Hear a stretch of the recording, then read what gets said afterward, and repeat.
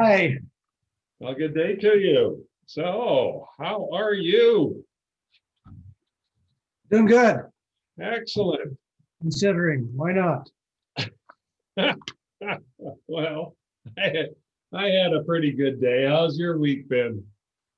Well, we're right on the brink of cabin fever, but we get out every day to cross country ski or go to Brundage or walk.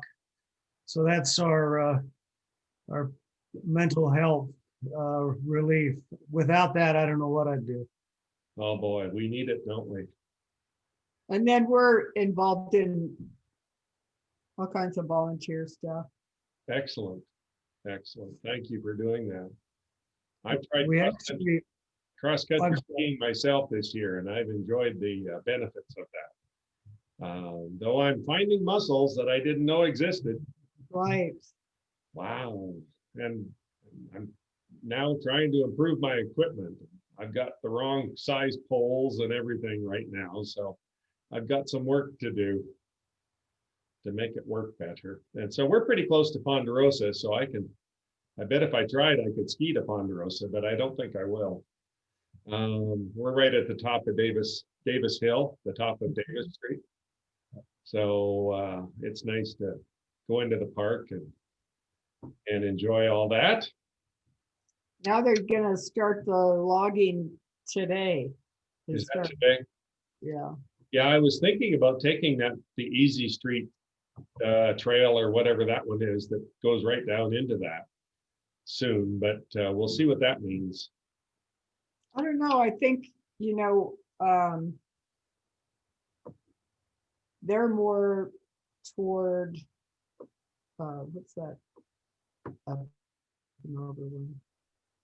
one. Well, aren't they trying to trying to improve the boat ramp?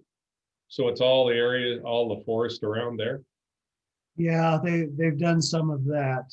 I'm trying to think of Sunset.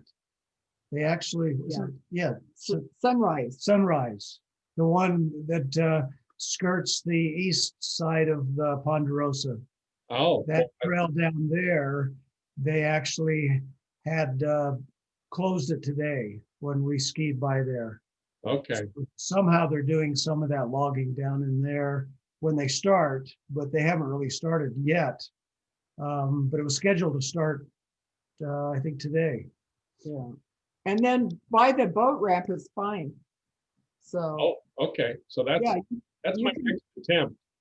So we've been doing that little 1 mile loop, just trying to get our equipment figured out. A beginning loop, and it goes in beside Moss. There's a Yeah. little trail that comes along Moss. But the next trail that's twice as long is over by the boat ramp. So I think I'll try that one next. Okay. Or you can go up towards the one on the right, just as you start skiing, stay right, go up there, and then when you reach the little hut, and you go down, and then it takes you back to the warming hut. Oh, okay. Yeah, it's further than Northern Lights, Very nice. Yeah, no, I think that's the one I've even looping on is Northern Lights. Is that right? the one that goes by Moss? Yeah. Right. So anyway, we're using it. I'm proud of myself. Good for you. Had a good conversation on a project I'm beginning to work on now for next fall. And so I'll just keep you guys up to date on the project, because I'm wanting to build what I'm calling right now the McCall Roundtable, which is a chance for people in our region to get together and talk about key ideas, and hopefully grow it into an annual conference. And a lot of resort towns use that kind of conference idea as just part of the way of getting people together. And the great big ones are the TED conferences that bring people together and have somebody speak and then facilitate conversation. And so today I got a good response from a physician that I've been working with, who's pediatrician at St. Luke's in Boise, but he's also chair of the ethics committee for the entire organization. And so he's Dr. John Yambura, and I don't know if you ever crossed paths with him. He's an excellent philosopher, well-trained, and we've just been talking about it. I sent my booklet to him, and he gave me a really quality response, and I realized it might be nice. So today I asked him if he'd be co-chair of the first roundtable in the fall, and I'm assuming November, first week in November or something. And he responded with a yes. And the topic that we'd like to begin on is healthcare, and what are our lessons from the pandemic. So it goes with my little booklet, and I'll have a chance to have an audience there myself to think about some of my ideas.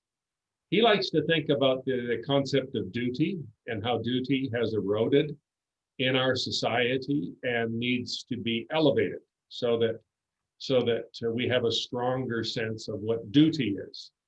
And so that will give him a platform to talk about a key idea that he thinks would make healthcare better, is if we had a stronger sense of duty at all levels of our society. And so we've been having this back and forth on my booklet. And so he's one of the recommenders on the inside panel to the second edition. When I wrote it first for my students in Boise, and I did a lot of conferences with St. Al's and St. Luke's people. And I originally wrote it for them. And now with the pandemic, I've rewritten it and I'm trying to get going. And so I just, my hope is we can have an interesting conversation in the fall about healthcare reform, healthcare, the philosophy of healthcare, what it means to shift into a community-based ethic from our patient-centered care that has been the focus for 40 or 50 years, and what that all means and how it plays out in the hospitals. So I just wanted to sort of say, hey, this idea might actually work. So I've been working on it for a couple of weeks, and it's now getting stronger. So I'd love to keep you guys on the mailing list as we begin to sort of talk about it and get people interested and up to speed and hopefully attending it in the fall. So how does that idea ring with you? I think that'd be great. Yes. And so you probably know the Seven Devils, the playwright summer project. Well, I'd like to turn this into an annual event. And so and healthcare is my area, so I want to focus on our strengths. And my hope is we can bring some great speakers in and make it into a meaningful conference. So thank you. So I'm assuming that means I can keep your name on the email list to keep you up to date. Very definitely. Wonderful. Thank you. Thank you. Any thoughts on, other than homework, on things that you've worked on that have related to our course? Any other peripheral ideas that you've been sort of toying with? Well, I have to tell you that you cannot send out a booklet that has that small of writing. Oh, you're struggling. You cannot do that again. Oh, that would hurt. It's too much. I'm trying to save trees, but that's not. I knew that. I knew that, but there is such a thing as concentration and visualization. Oh, I'm sorry. Yeah, no, you're quite right.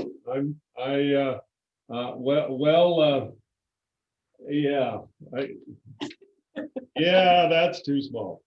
My Kindle edition, I think, is better because you can grow the print So as opposed to my cheapskate booklets that I hand out for free. So if you'd like a bigger print, your Kindle would be a wonderful way to achieve that. So my apologies. Or you can just send it out, in a Word attachment, can't you?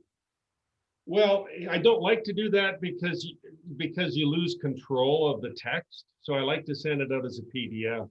So I would just grow the print size. I mean, that works too. Yeah. So I'm happy to send out do a large edition, in fact, all of us, I'm sure, would appreciate a larger print. And so I was just testing a few things, and you were getting some of my copies as I was just trying to make it work. So thank you. I will redo it with that in mind. And the other thing is that, you wanted some suggestions on the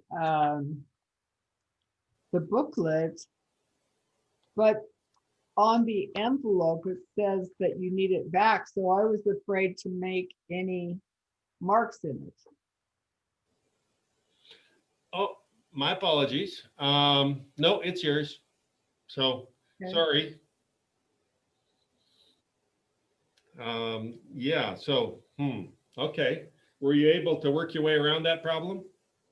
Well, I should have been more persistent with myself and get a piece of paper and write down my thoughts at the time, which was just last night. But it can be fleeting if you don't have. I mean, I always like to mark things. Yeah, I was going to leave it at customer service, and those were instructions for customer service to get it back to me if they didn't get distributed. So that's who I was trying to talk to, not you. So anyway, sorry. Well, that's okay. So what'd you like about it? I know what you dislike now, so. I thought I'd bring that up in case somebody else, you gave the class again. Or, everybody should complain about that. That's hard to read when it's that small. But I like the way that, you start with Plato and then work to Aristotle and some of his changes, and then the Beauchamp and Childress concepts, and going from autonomy in pandemic times and how you run along that autonomy and community line, how you have to move that line continuously to be a caring result, I guess. Good. No, you're working well with the ideas, so thank you. I'm glad that was resonating with you. Anything else that you remember that you enjoyed or connected or resonated with?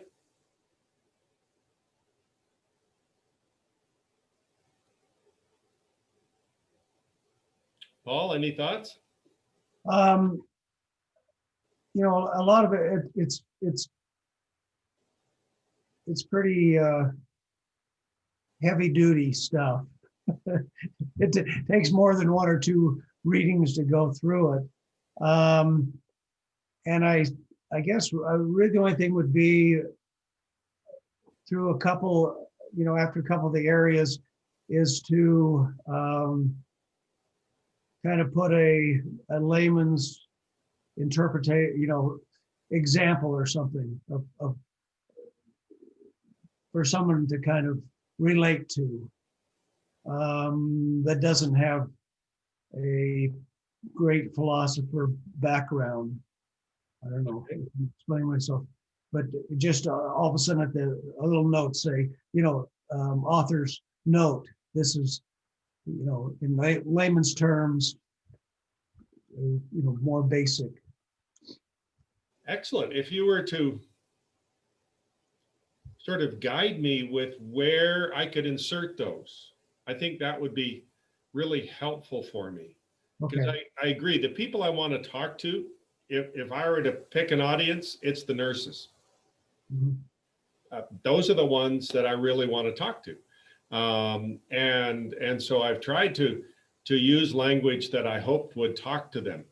But I need to keep doing that. My wife reminds me of this problem all the time. So please, help people understand what you're saying.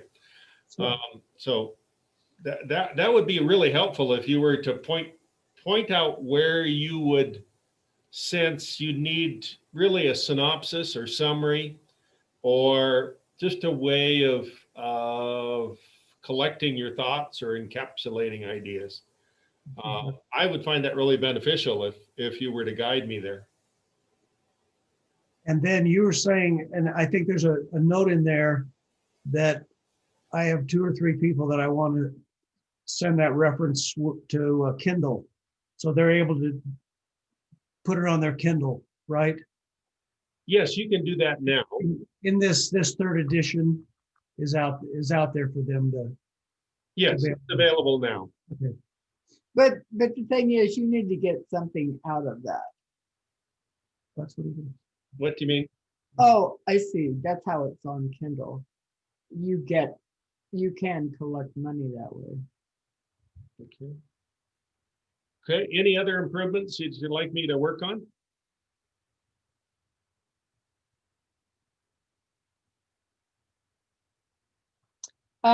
Yeah, I think the same thing, a little bit of circular, I took my philosophy class in college, which was quite some time ago.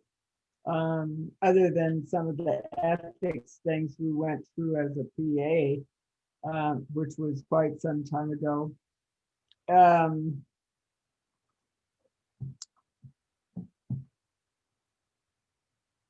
I never did take the philosophy class. I took logic instead, which was very easy for me. but philosophy is not as concrete. I'm kind of more of a concrete person. Okay. And this kind of went around a little bit, like Paul was saying. By going around, do you mean it was repetitious? It was repetitious in some regards, but then you brought in other issues with it. Okay. So it wasn't really the same thing. It wasn't that repetitious because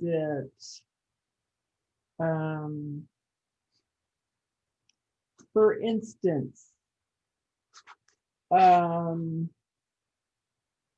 like your headings. The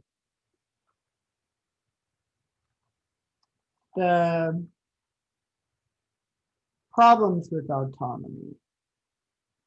And then the problems with non-malfeasance and beneficence. And then how care comes into care and detachment.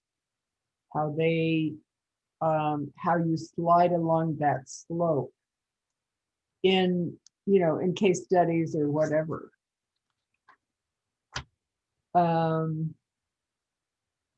Again, sliding from autonomy to interdependence.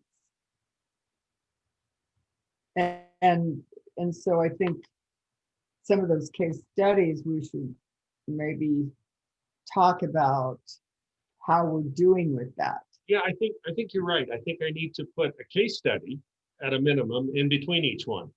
Yes. That would let people practice each principle.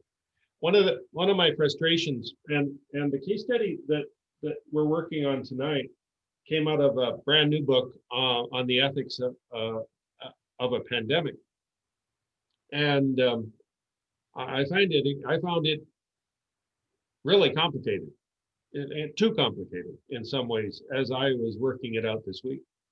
And so I'm a bit nervous of that, but I need one which has very focused, working on one specific principle, and a case study that works on autonomy versus interdependence, such as a person considering their parents for a rest home. That's a classic adjustment from an autonomous situation to now a rest home situation. And how in the world do we, and I'm doing that with my parents, talking with them this morning. And that's a very good case study to begin to understand how we slide the scale from autonomy to dependence, just full dependence. And interdependence is where we sort of live. So that, I think that's a really good suggestion. And so if I were to do case studies at each major break, even the case study itself would help a reader begin to comprehend the principle that I'm trying to drive home. Right. Yeah, I agree with that. I'm with you. I'm with you. Any other suggestions? That's a great one. They're all helpful.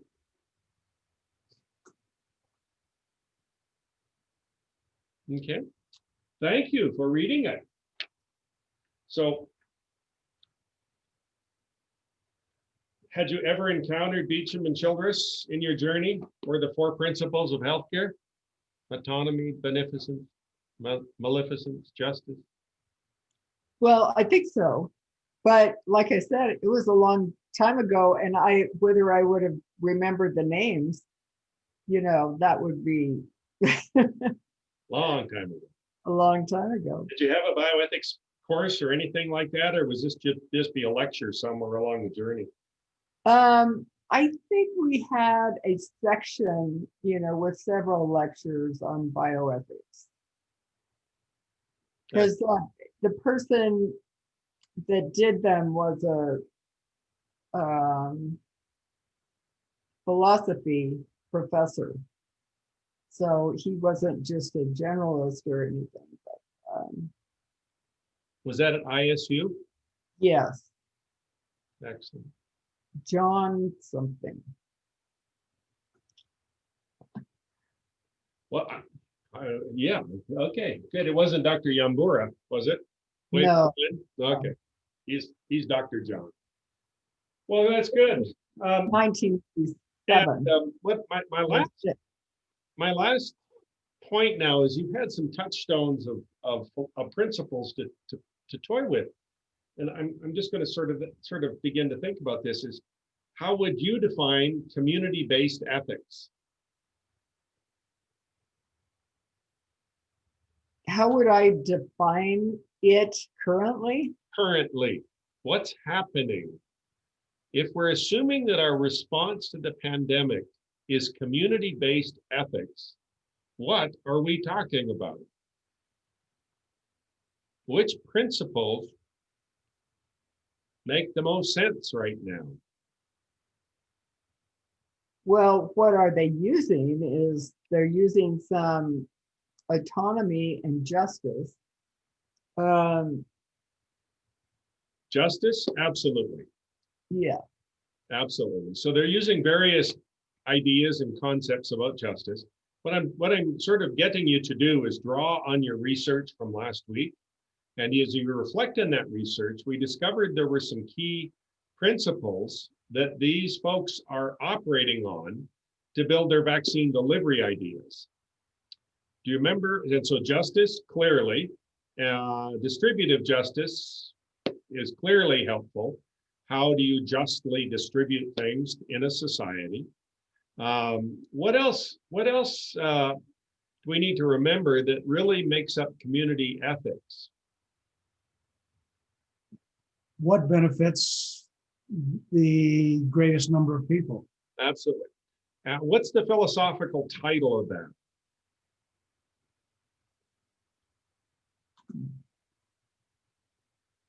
We call it utility, the doctrine of utility. And the study is called Utilitarianism.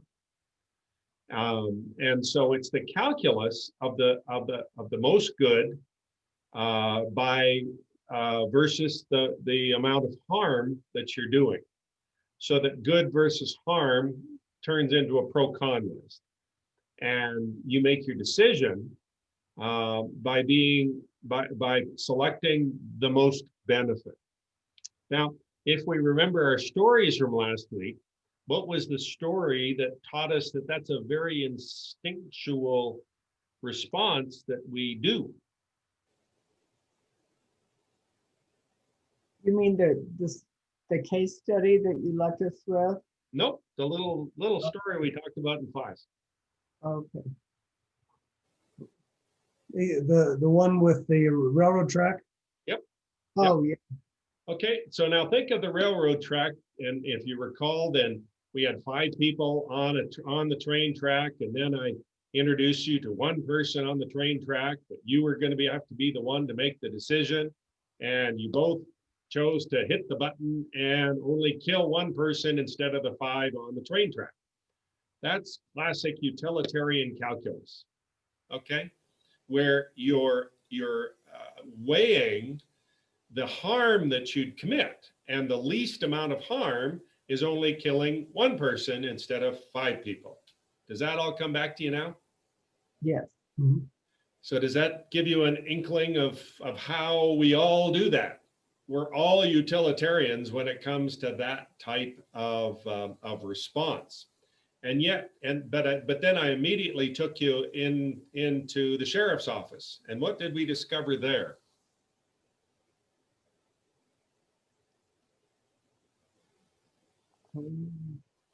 Um, hmm.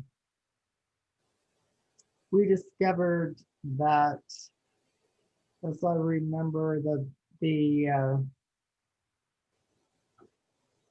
sheriff decided to go out the back door, and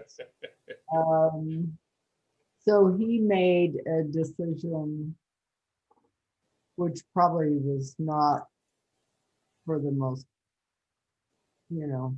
good. So was he prepared to give up the one person, even if he knew that 5 people were going to get killed? He was not. He wasn't. No. No. And the reason he was not going to do it is why? Why did we discover he wasn't prepared to allow the utilitarian calculus to swamp him? Even though he knew 5 people are going to die, he just said, I don't care. I'm not giving them old Joe.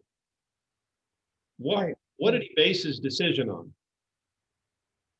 The fact that he would have had to kill old Joe, whereas the other people would have killed the 5. The attackers would have killed the 5 people. But we came up with it. This is an illustration of what principle. Oh, I see. If you're not prepared to give up and we discovered and we defined old Joe as innocent.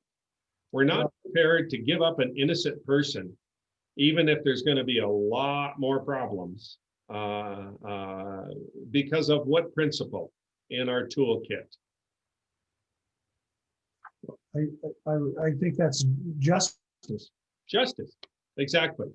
And so because it wasn't fair, it wasn't just to give up an innocent person that we knew was innocent to a mob to be killed, even if we knew that another 5 people might have been killed or would be killed. We assumed they'd be killed. And so justice really protects the minority. Justice is the principle we put into place to make sure that our utilitarian calculus doesn't hurt the minority, because the purpose of utility is to assume that we're achieving the most benefit and the least amount of harm. But if the harm is applied in an unjust manner, then there's a tension that is very instinctive in people, that they will not give up an innocent, even if the calculus is wrong. And they're only saving 1 life, but 5 more will be killed. And so I want you to understand that tension that is very natural in your own intuition. You have a natural pro-con list that you use to assort the highest good that you can figure out and the least amount of harm. But if you're forced into a situation that's unfair, you'll respond to that unfairness and use the doctrine of justice. Do you see how they work together? Mhm. Okay. Justice is for the minority. The majority have all the power. They can drive whatever they want into society. The minority is in trouble. So justice as a principle is really needed for our minority populations. That's why it's so important for them. And when they don't have justice, which we're seeing in the Black Lives Matter, what they're saying is there's no justice here, which means that our calculus is predominantly utilitarian in American culture, so that the dominant community is driving their ideas and it's harming our minority populations. And they're saying this is unjust. They're using that argument because justice is defined as a mechanism, because the majority don't typically, I mean, I've never been part of the American justice system in my whole life. I don't think I even need it. I can't imagine ever going to it because I'm completely organized in the system of the majority. But if I were African American, I'd be worried that I would be at risk and that I'd be thrown to the wolves if I had to encounter the system. And do you see how that works and how that's very real in every society? The utility, making the best of the situation you can, justice, protecting the minority who are always vulnerable to that utilitarian calculus that says, oh, we're only going to hurt you. You're only one person. If we hurt you, we're protecting hundreds over here. And they're going, no, no, no, no, no. I need justice. So do you see how those function? Yes. Okay. And so that's why I give you those examples so that you can sense the instinctive nature of utilitarianism and justice. Because if you sit back and read your newspaper, you see it every day. You see that calculus. For example, the Nez Perce are fighting the mine that's going that's coming in for Midas Gold Mine. They're just fighting it, tooth and nail. Why aren't they winning? Because they haven't been able to achieve an argument that dominates that utility calculus, saying we need minerals so that we can do X, Y, Z off in this direction. And they're saying, no, you've got to protect the fish and the forest and the trees. And our minority community is under tremendous threat because the utilitarian calculus is winning on that one. And so they're trying to offer up more and more arguments so they can climb up this ladder and prove to the dominant majority that, hey, yeah, you might want your gold and your rare earth metals for your war machines, but let's worry about the fish and the forest and the trees. Does that make sense? How that fight in the newspaper right now is exactly the same thing. Okay, so almost every day you can read your newspaper and see that calculus going on between utility and justice. You can see it almost in every article. You can see that calculus going on and that comparison, and minority groups trying to fight their way up the ladder and majority groups trying to dominate the conversation. So are you starting to see it now? So if you picked up your paper, you'd get an idea or two about what's going on from a philosophical point of view? Right. Okay. Makes sense. That really makes sense. Isn't that interesting? If you put the glasses of a philosopher on, you can start seeing some very basic principles that are operating in every part of our lives. And by teasing them out and thinking about them, you can force people to make better decisions. Okay? Because if they're a dominating utilitarian and they're just pushing their way through all the arguments like a utilitarian, somebody's getting whooped on. And the only way you can get them to see the light is to push justice into the argument harder.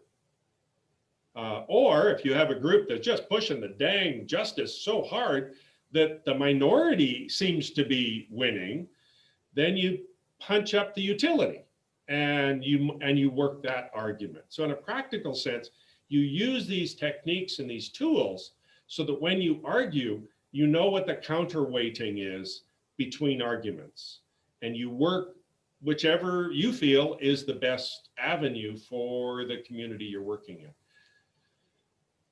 Making sense now? How that sort of begins to operate? Okay. So community-based ethics, strongly utilitarian, needing justice. We've seen that in all the research you guys have done. So it's why utility and justice is so important. And now you can see why autonomy became so important, because the utility of the physician in the hospital making their judgments was overwhelming the individual. And so for 40 years, we flipped it, and we've gone strong on autonomy to make sure the patient-centered care was putting power in the hands of the patient through their families and other areas. But we were wanting to make sure the person that was very powerless 50 years ago, now all of a sudden had a strong voice in their healthcare. And your lives would have documented that. I mean, when you think of it as a child, how your relationship to your physician as a child has changed now as a mature adult. It's a sea change, right? Mhm. So when your doc walked in, when you're, with your parents, whatever they said happened. It was just, they had such power to drive their opinions into the marketplace and into the patient care. And so that's changed. Okay, let me just get things going here.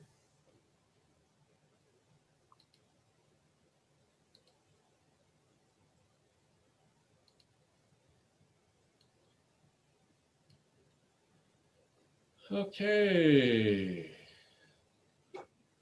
Let me get my little pointer going. Comments or questions to that?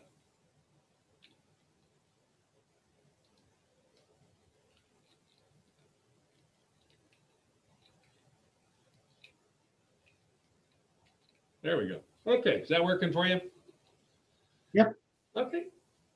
And so now the problem that we're having, that I'm working on, is trying to understand the difference between using principles and using a complement. And so when we talk about autonomy, that's a principle. Okay? And so we say we need autonomy of the patient in healthcare. And that's a principle we've been working on for 30, 40, 50 years. So now we need to compare these two ideas so we understand what the differences are. A principle is the function of a moral, the function of a moral principle is to guide conduct. And so when you read in your Old Testament, thou shalt not kill, that's a principle. Okay?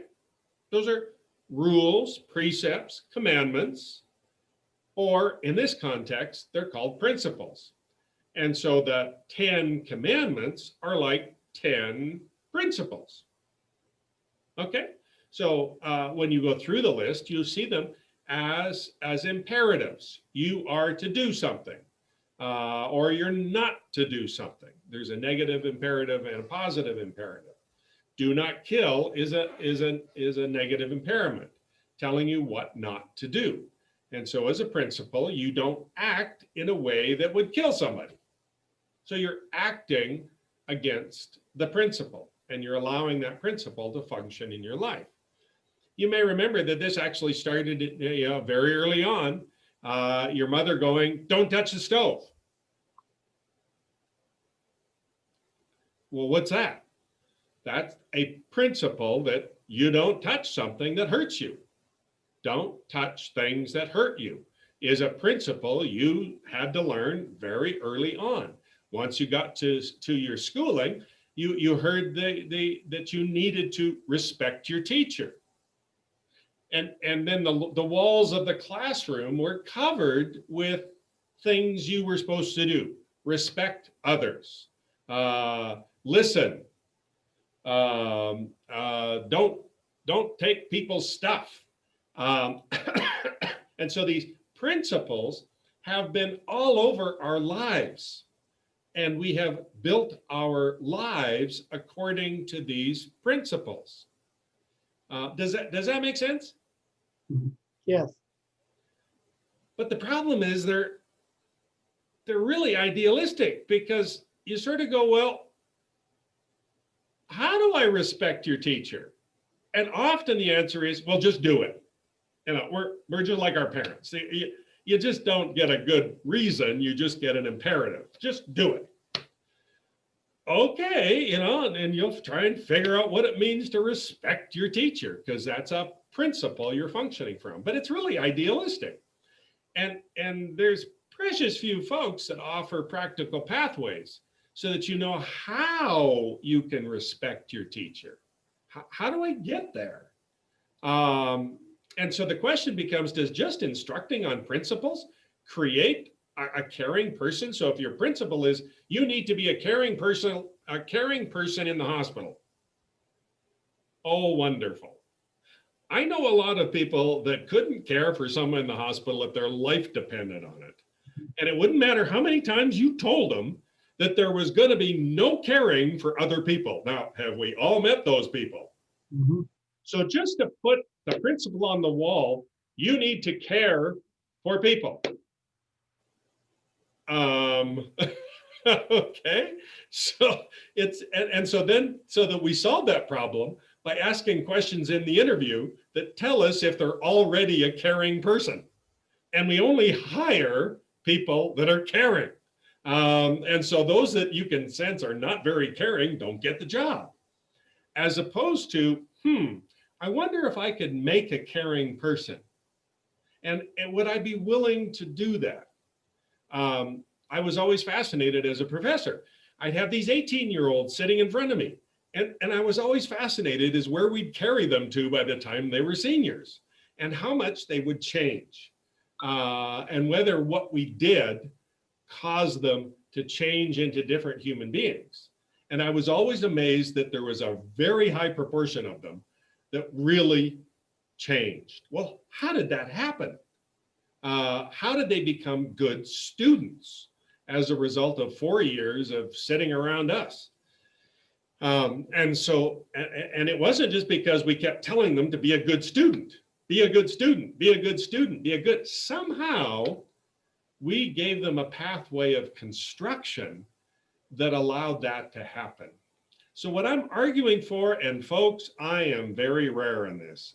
In fact, I'm alone, that I know of. I'm sure they're out there. I've never met them. I'm arguing that there is a way to construct a caring person.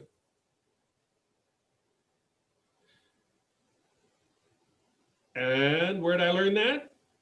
I learned it from Aristotle. I learned it from Thomas Aquinas within Roman Catholic thought. I learned it from John Wesley within Methodist thought. They all used what I call complementary language to accomplish their goals and to develop virtue in people. And so that's what I'm laying out. It's nothing new. I'm just laying out stuff that I've learned over the years and giving it a new title. The title is new. And we'll discover in Aristotle's language that he's going to use the language of virtue ethics. He's going to talk about virtue ethics. And within Thomistic thought for Thomas Aquinas, he talks about Aristotle a lot, but he always talks about Aristotle by placing Aristotle against Augustine. And Augustine is going to favor Plato. And so he's going to really be putting Plato against Aristotle. And John Wesley did the same thing, but he was fighting between the Protestants and the Catholics. And the Protestants were incredible in their principles. They had principles they wanted everybody to live by. And the Catholics were much more nuanced. And so John Wesley was trying to figure out, how do I walk between these Protestants and Catholics and make things work? And it turned into the Methodists. And so I call what they're doing complementary. What's complementary mean? Complementary means two opposing yet interconnections, actions, or actors. And I use the term when we say, well, a boat has a complement of sailors. Well, what is that? The complement is constructed by officers and seamen. You've got to have leaders, you've got to have followers. In the simplest structure, any human structure, you have to have leaders and followers. If you don't do that, you have Animal House, Animal Farm.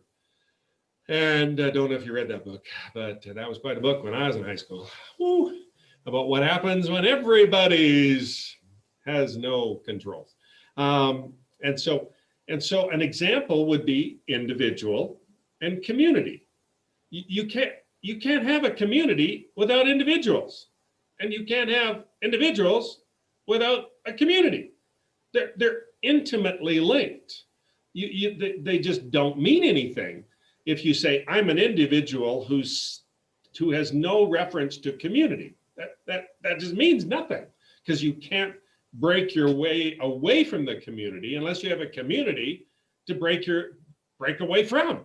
And so the concepts of individual and community are intimately linked. And it's our mind that creates that kind of distinction. And what's going to happen within complementary thought is I'm going to try and offer a practical pathway of building the virtues within people so that they can be better at what they're doing and they become a more caring person. And it isn't to say they're the most caring person, but they can become a more caring person as a result of working on the virtues.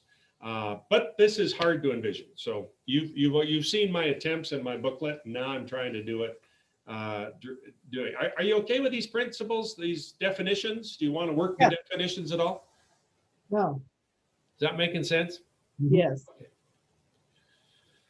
And so when we look at these complements of modern medicine, we see that caring is the beginning of healthcare.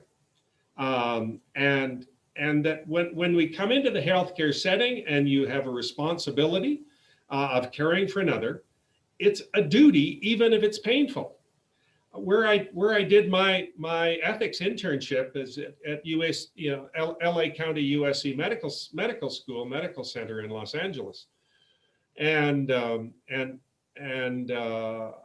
I'm now watching that on my television of folks that are absolutely flooded with patients.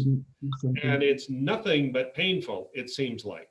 And yet these healthcare professionals just show up every day, even though it's extraordinarily painful, emotionally, physically, I'm sure financially, in every possible way, it's painful. And yet these folks live to their duty to care for others. And so then you have to ask the question, what is the opposing yet interconnected action? And I'm saying detachment. You have to be able to be caring. You have to have the capacity to withdraw, but you have to do it wisely. And that's a virtue. We all know people that will get closer and closer and closer, especially to their physicians and to their caregivers. But the caregivers have to figure out a way how to detach. Otherwise, the care becomes unhealthy. The caregiver has to have personal space. They have to seek safety. And they have to empower their patient so that their patient can begin to care for themselves. And that takes detachment. So I'm arguing that these two are complements of each other that we have to work on constantly. And so if we're building a caring person, we also should be building a person that can detach in a healthy way so that person can develop an effective and useful means of caring for others by their capacity to detach. Okay, I see you guys have turned your that's okay, just wanting to. Chris just had a little semi-emergent phone call that she felt like she had to take. Very good. But Very good. but I, on the detachment, I think what in as a emergency paramedic and flight nurse before I became a nurse practitioner, what we were always told is that you would probably not last more than 3 to 5 years as a paramedic because of the death and the trauma that you would see, day in, day out. But then we were also, especially in nursing, taught that you needed to detach once you got home using things like, exercise and family and friendship and,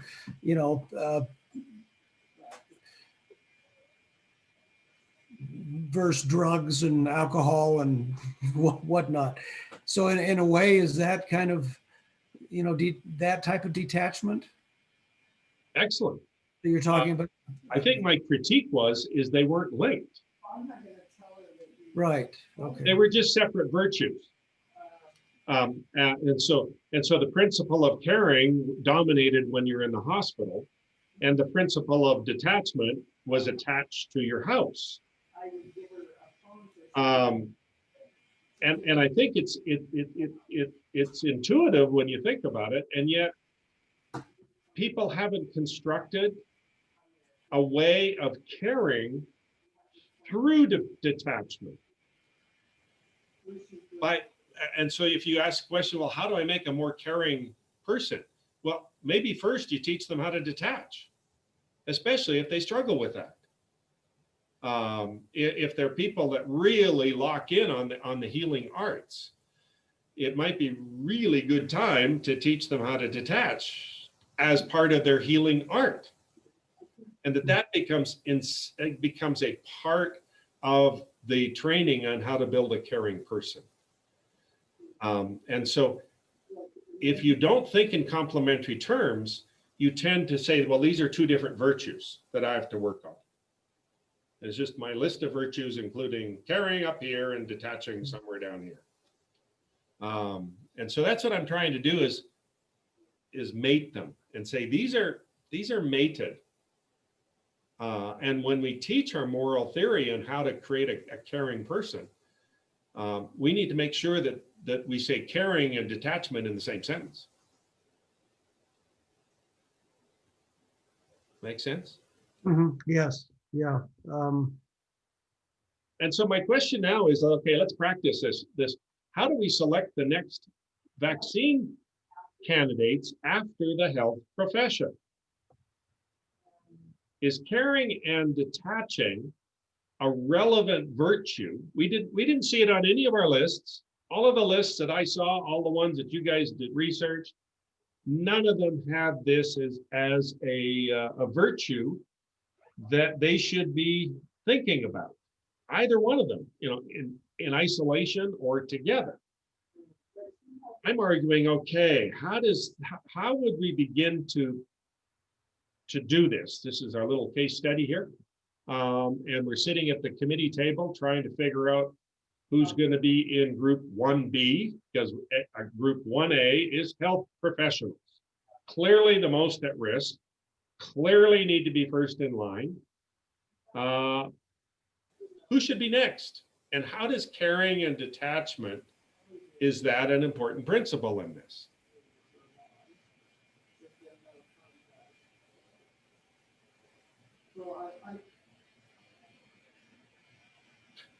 So they've said that 65-year-olds shouldn't be here.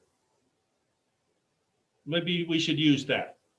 So 65-year-olds are being excluded right now from the vaccine candidates. Okay.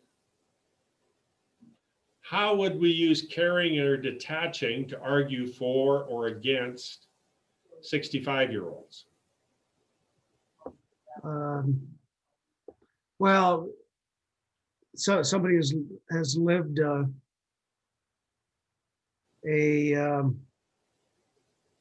65 years or 65 years of good life. So there are all these other people that are still younger or whatnot that are at high risk.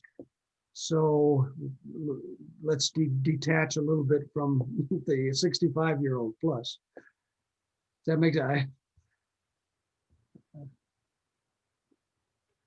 Yeah, they're trying to create distance for the 65-year-olds now because they don't think they're next.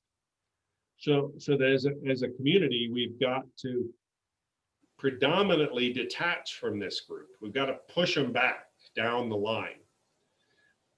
But yet, what's our instinct related to caring? Well, we should love and respect and the wisdom and the importance of 65 plus year olds. So they should be high on the list of keeping them around. Yeah, they're going to be vulnerable, particularly their children that are asymptomatic, or their grandchildren who they want to spend enormous time with, who could be asymptomatic for the virus and be quite at risk. And so that's our caring instinct, is to take care of those who are at risk to the virus. But right now, detachment is winning. We're pushing them down the list.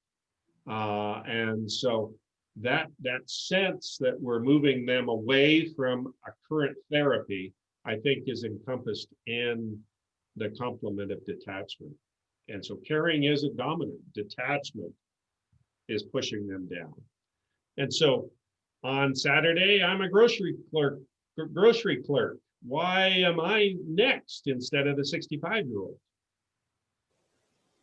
Using the same principle now. What's the logic there? Why am I eligible on Saturday? In a more important position to help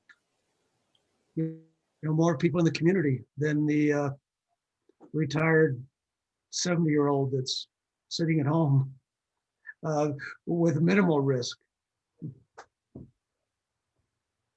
Yeah, So it's a community thing,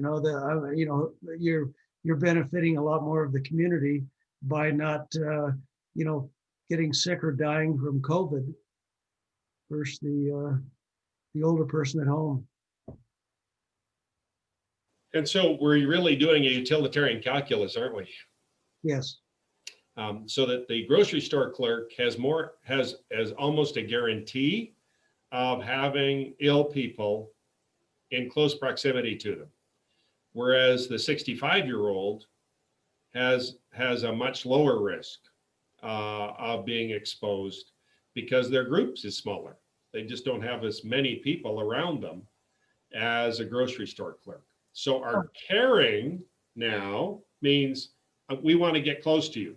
We want to give you the vaccine. We want to help you. And so we're going to care for you and reduce our detachment because you've got needs that we can care for now.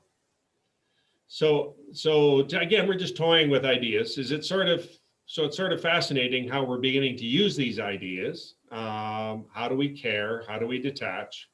How do we create a utilitarian calculus? Is it unjust? Could we use the logic of unjust to a 65-year-old? Is that a principle that you'd pull into play? Yeah, I mean, I do think there are certainly societies and cultures that would put that, elderly person way up on priority because, such as Native Americans, they have such respect for their elders that their community,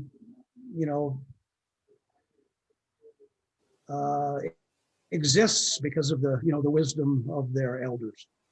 So why would they not be prioritized? Excellent illustration.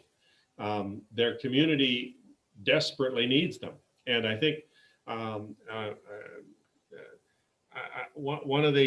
was fascinated that the British society if you remember, the first people on the planet that got a vaccine were in Britain.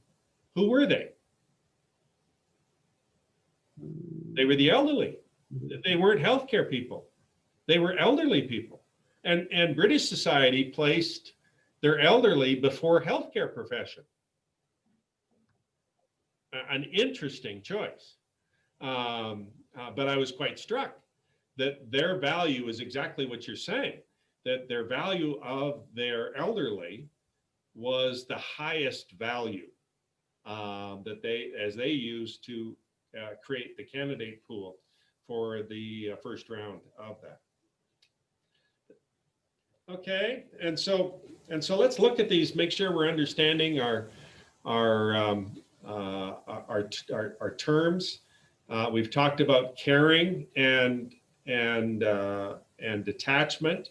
The next group that I want to make sure that we get on the table is autonomy and interdependence, or dependence. Autonomy means self-rule. And we originally saw it with the concept of city-state, that the Greek cities were autonomous. They ruled themselves. That means self-rule that is free from both controlling influence by others and limitations that prevent meaningful choice. And the two conditions that really make an autonomous person or state is liberty, which means independence from controlling influence, and agency, the capacity for intentional actions. I can act in a way that allows me to live out my liberty, and I can minimize controlling influence. And so autonomy, which is very strong within the Greek structure, became the dominant healthcare motif, where we would be autonomous. And so what's the problem that you're sensing with this idea of the autonomous patient?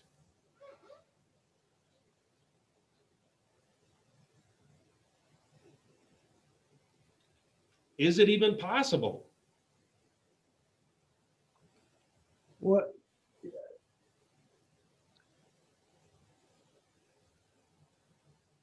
I guess it's possible if it's a very knowledgeable and understanding and reasonable patient.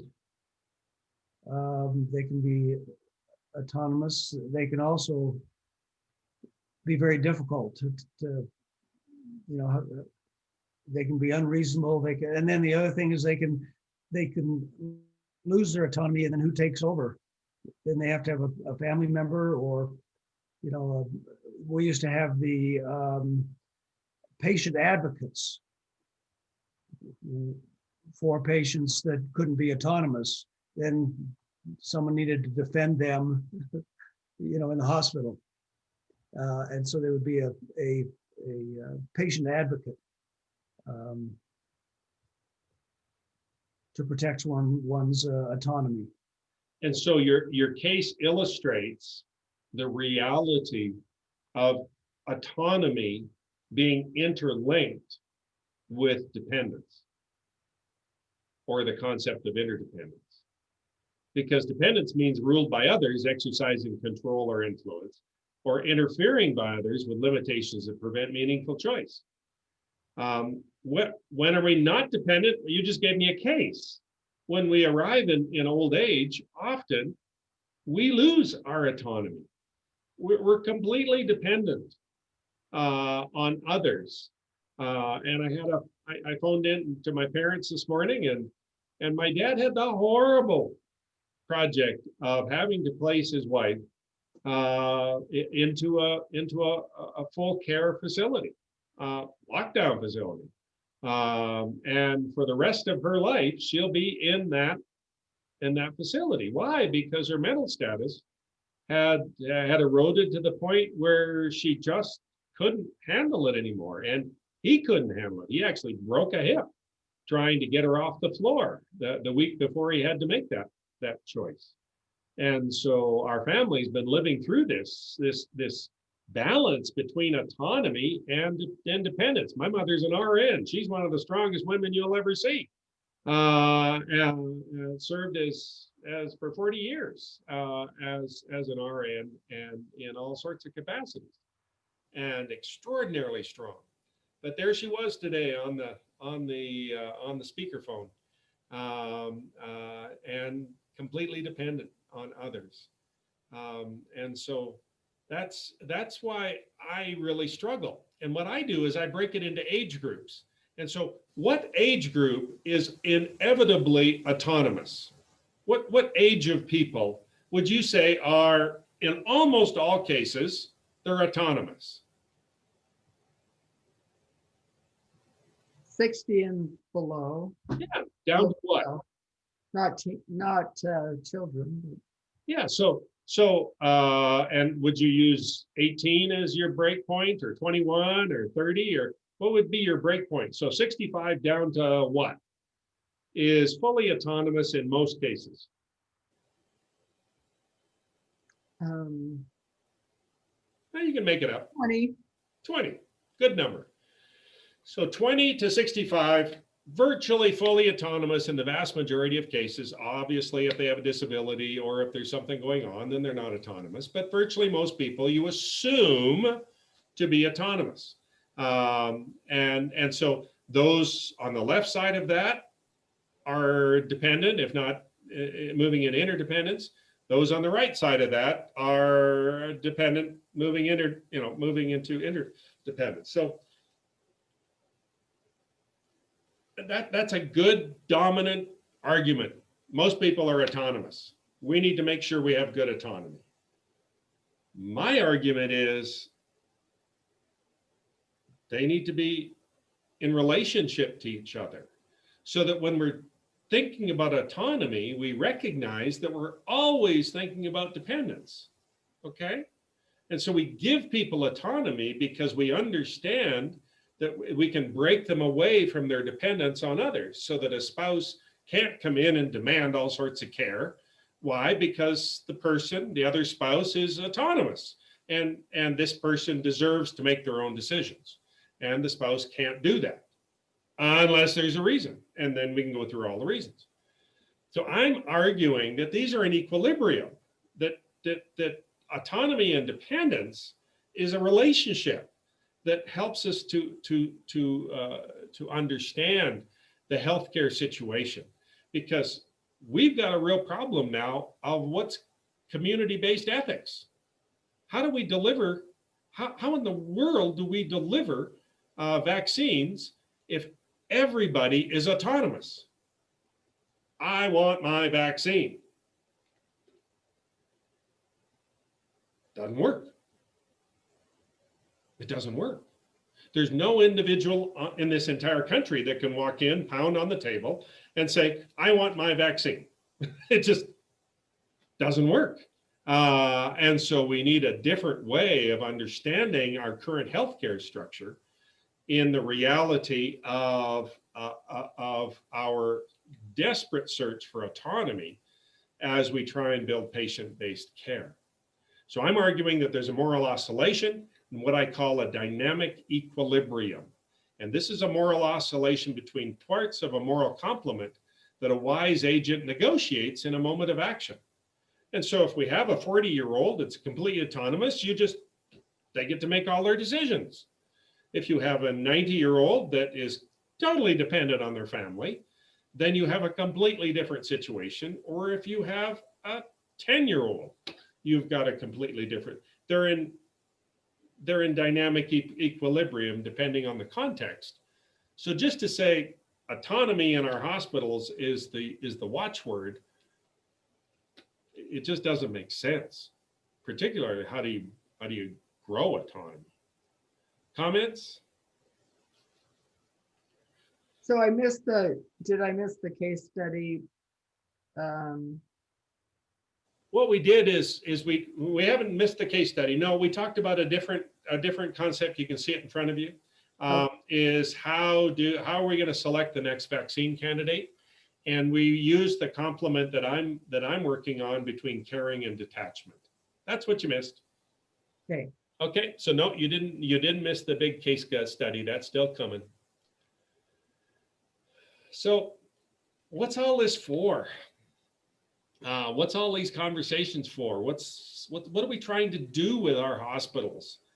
And we really need to rethink this. And the question is, where are we all going? And the answer to that is we're all dying. And so this is really an issue of how are we handling death? Because everything we're talking about is us trying to manage death. We don't want COVID. Why? Because we might die. So we're all running in trying to get our vaccines so we don't die before we think we should. And so it really is a conversation on dying. And we have such a difficult conversation here because we've been doing a fabulous job of extending life and our age of life through our whole lives. I mean, my goodness, when we were kids, what was my grandfather died at 70 in his early 70s. In fact, and so I would think the average lifespan when I was a kid would be in the 70s. Would that make sense? In the 60s? Yeah. That makes sense? In the 70s? What's our lifespan now? 82. Yeah, so it's mid 80s. And they're saying COVID is bringing it down again. We've lost a couple of years. But at its best, I think we put 10 years on most people's lives over our lifetime. Well, what a wonderful gift that has been to have an extra 10 years.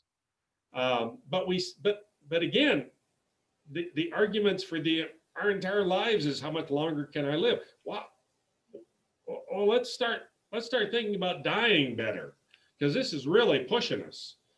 So I'd like to give you a really short definition of life. One who dies. Because you're only alive because you haven't died yet.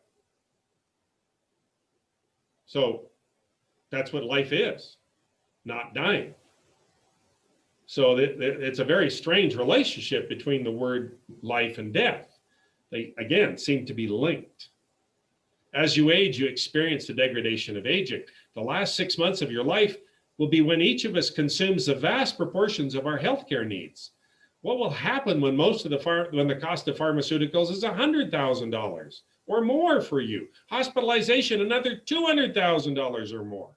What if you desire a transplant for $500,000 or more to replace degraded organs? All of our estates may be needed to pay for these final months. Governments may go bankrupt trying to keep us from facing end-of-life realities. What resources do we have to minimize the influence of these problems? Okay, let's start with that question. Let me see if I can rephrase it.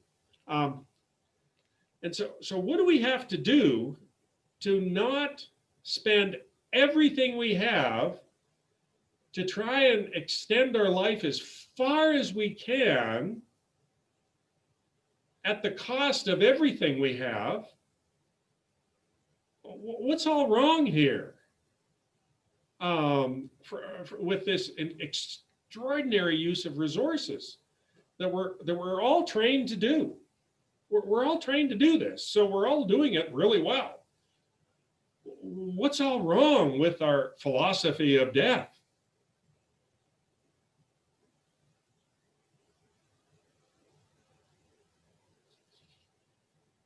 That people think we should live eternally on earth. Yeah, we have been trained with eternal dreams, and that dream of eternal life. And so we can put that on the religious side of much of our training, is that sense of living forever. Okay, what else is causing us to have this very weird philosophy of death in our culture?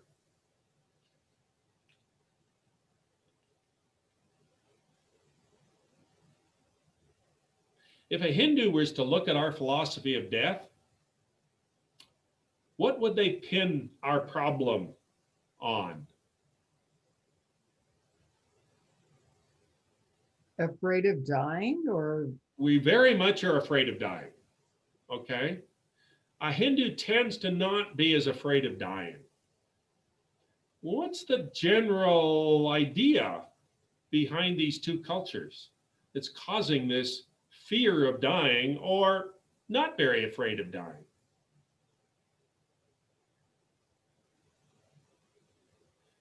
Reincarnation.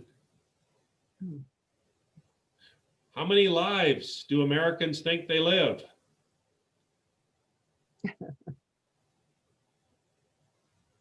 One.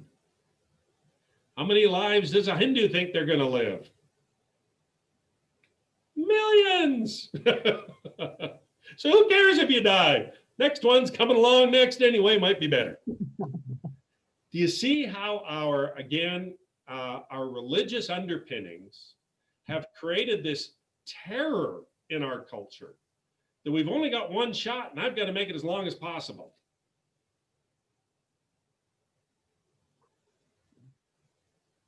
Whew. That's created. I don't think there are very many Americans that think that otherwise. Right. No, 99.99% assume we've got one life to live. Let's live it to the fullest. But other cultures think of it differently. Not that they're right or wrong, they just think of it differently. And so because of our one life ethic that we live, which comes in from our religious ideas, because nobody knows, we get real pressure in our society to live as long as possible. Again, this is a complex field. There's lots of things influencing, but you can see how that's a real dominant structure of American thought? So we want to live as long as possible because we only got one shot at it. Does that make sense? Probably, again, I get this head scratching whenever I teach Hinduism too, I promise you, because we've just not put it in our worldview. Our typically Christian underpinnings don't allow it in our worldview. We have much different goals after death than a Hindu does. So that shapes the way we die. And that death, from a cultural point of view, means that we put extraordinary resources into those last few months of life. And so I'm just sort of explaining why our culture of dying has really been structured around our consumerism. And we use up all of our resources because that has structured how we think we should die. So what would happen if our community-based ethics, what should it say about dying? How can we use this as an opportunity to figure out how to die better? If we're in community-based ethics, can we reshape this? And this is a bit tied to that last question. How do we begin practicing the art of dying? Because it's an art form, folks. In the healthcare setting, you can help the patient through that by giving them some reasoning and compassion and involving the family. What I'm hearing is make it a community experience. Right. And so the community ethic would help us on this. Because as people are aware of the community, then dying becomes far more meaningful and positive and not as fearful. Because that which we fear, we flee from. If we're afraid of dying, we flee from it. Our community gives us some resources that we can practice the art better. But religion should show us that dying is not a, um, that you do have afterlife. Exactly. No, and I think to make the next step more meaningful is very, very important. And I'm saddened that, right now, I don't think there's any volunteer chaplains in our hospital because of COVID. I think they've all been disbanded, or right. And so I That's correct. specifically asked the question, but I don't think there's any functioning volunteer chaplains in our hospital right now. Do you know of any? There aren't any volunteers, period. There aren't any volunteers at all because of COVID. Right. And so one of the chaplain's roles in the hospital is help people understand their own spirituality, so that they understand what their belief structure is. And if heaven is a strong way that they've handled death their whole life, then it's important for them to be reminded of that, so that heaven is a positive result of dying. And that's how we practice the art of dying, is to make heaven a meaningful experience in end of life conversations with people. And that helps them pull through the reality of dying. Anything else you're thinking of? Well, the quality of life and how a community perhaps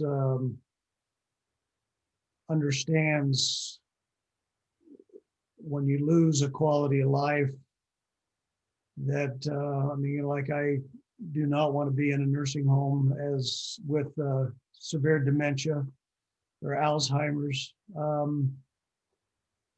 and to find that the quality of life would be almost zero at that point. Yeah. And for family to understand, that's a wish, and it'd be fine to let me go.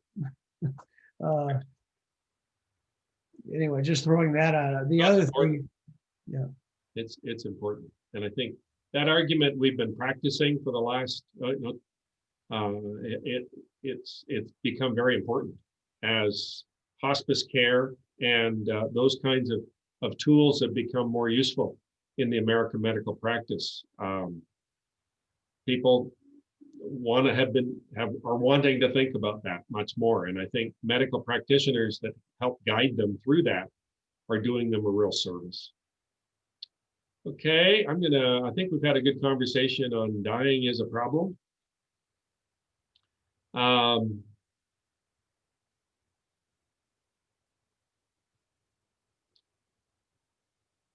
I'm just, let me just sort of toy with this. I'm skipping over a slide and making sure because I don't want to skip this slide. Part of the problem that is creating this issue with dying has been our wonderfully trained healthcare professionals that are trained to use technology as their dominant tool. And technology is sort of the hammer they use in every situation, even if it's not a nail. And so because of that heavy training, there has been a propensity of usage. And so thankfully, we now have our hospices that have grown, which are low-tech centers to just allow people to be people. But I also wanted to recognize that we haven't used our nurses well in the healthcare setting. Our nurses are the moral agents of our healthcare settings. They're the ones that actually do the work. Often the physician is the person who is defining the work, but the nurse is the moral agent who has to do the work. And yet we've minimized their role. And I think as we begin specifically as we've added nurse practitioners in so many ways that our nurses are now activating their agency for better moral responses. And so we really have to recognize that has been a problem, and the society is working on that to make sure our nurses aren't subservient in ways that are morally reprehensible. We also have to recognize that our professionals haven't gotten much training in morality and ethical theory. I think that's come up a few times tonight. And so we're dealing with heavily involved moral situations using people that really haven't had a lot of training in this field. And so that's something we have to recognize. And our problems are very, very difficult. And so those are problems we have to realize. And our clergy has been privatized. They aren't our communal guides that everyone can value. They tend to be very privatized anymore. So those are just some of the problems that our society's had to deal with. And so we're going to use a bioethics case to help. Within bioethics, we use the cases so people can work through difficult problems in safe settings.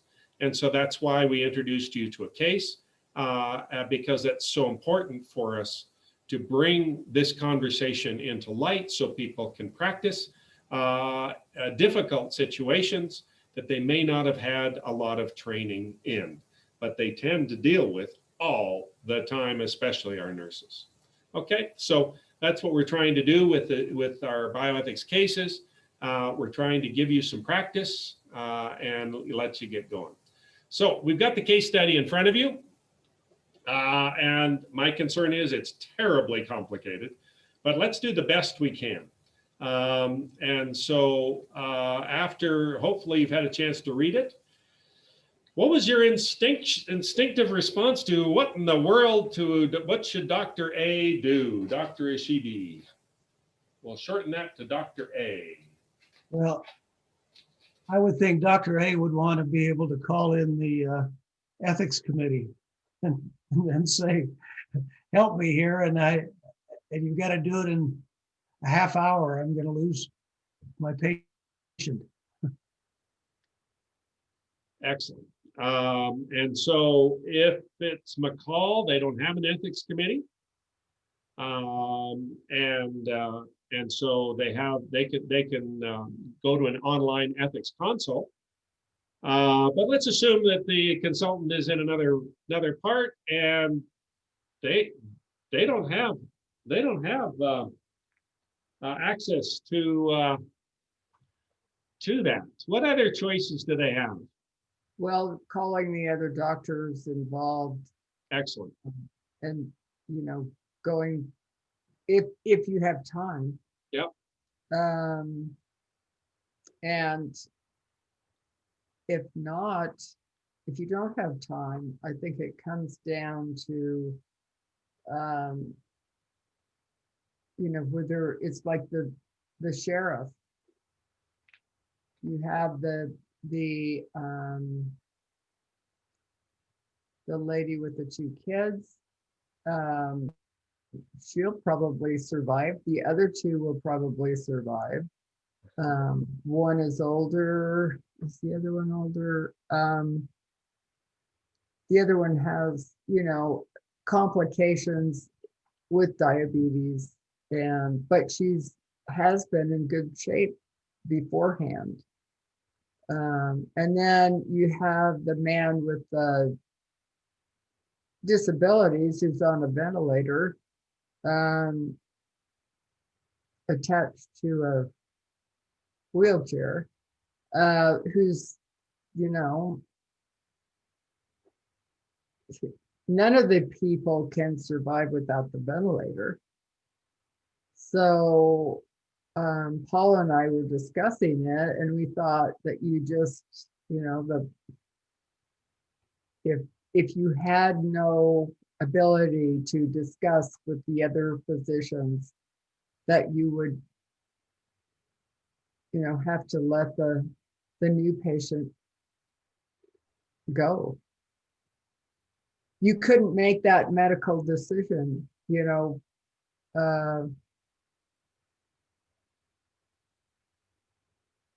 based on their infirmities, or they all had a chance of living.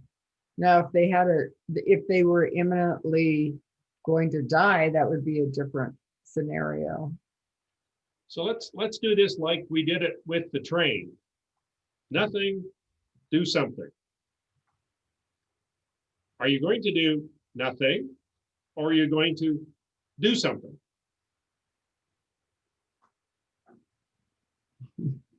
One, two.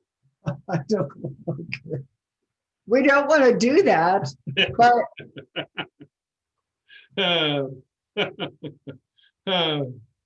This is tough, isn't it?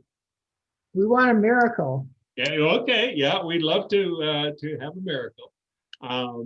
So maybe I would rather tell the family or the patient that needs the ventilator that I can't let somebody, I don't know, I can't let these other people die, and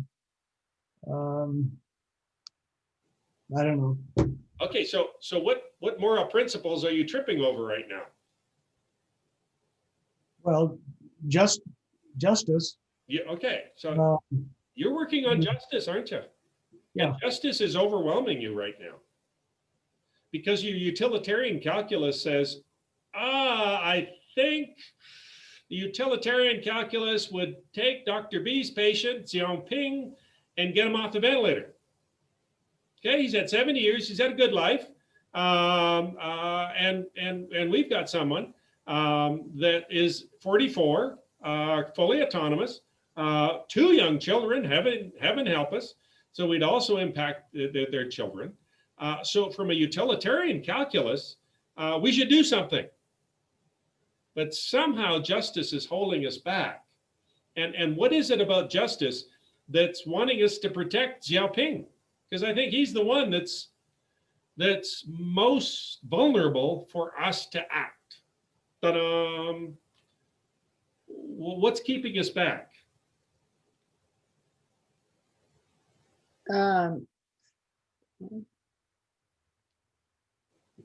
He would be the minority.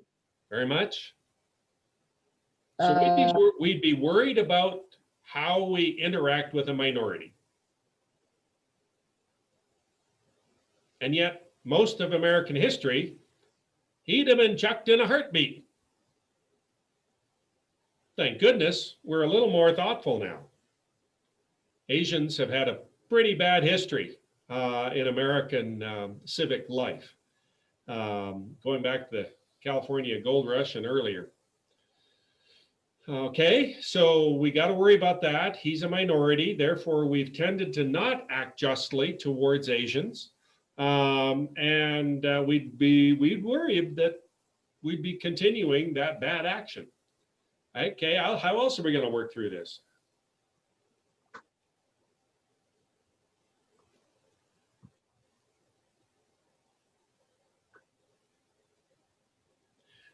I was sort of struggling with the numbers in this. They said they only had 2 ventilators, but they really have 3 people on the ventilators. Ventilator. Actually, did you notice that? 4. They actually have 4 because the man with disabilities has a ventilator too. Yeah. So I struggled after I was working on it. I realized there were some real problems with this case that we're going to, make life really miserable for us. But I think at the end of the day, are you sensing that your justice would be leave it be, as opposed to acting?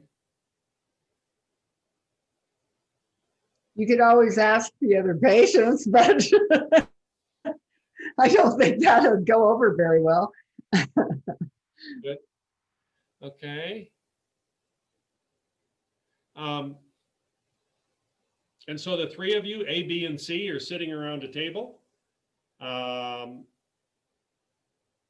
you think any of them would volunteer removal? Again, every physician I know who's a hospitalist or an internist wants to get their patients off of ventilators. Every day that they're on the ventilator is damaging their lungs. So they desperately want to get them off the ventilators. Do you think that would be enough of of an incentive for one of them to really volunteer one of their patients to come off. You know, what's the chance that Dr. B would take Xiaoping off the ventilator? Because it's really the best thing to do is get him on the ventilator, get him off the ventilator. Do you think Dr. B would volunteer that as opposed to you muscling Dr. B to do that? He might. I don't think I don't think That's- anybody would do that though. Okay. And so this responds to that question. Dr. B's and Dr. C's obligation to their own patient is outweighing other obligations, specifically community health, public health. And so the response is telling Janet to wait. Is that pretty well our response? Well, you can do it, you know, in a manner that tells her the options that you have and that, you know, get your children here so they can maybe say goodbye and help her out as much as possible. Okay, good. No, again, that just feels just right now. Okay, let's change the scenario a little bit. There is a bioethicist on staff. You've now called for a bioethics consult. So now you don't have Dr. ABC in the room. You've got the Dr. ABC and the bioethicist. What's the role of the bioethicist now?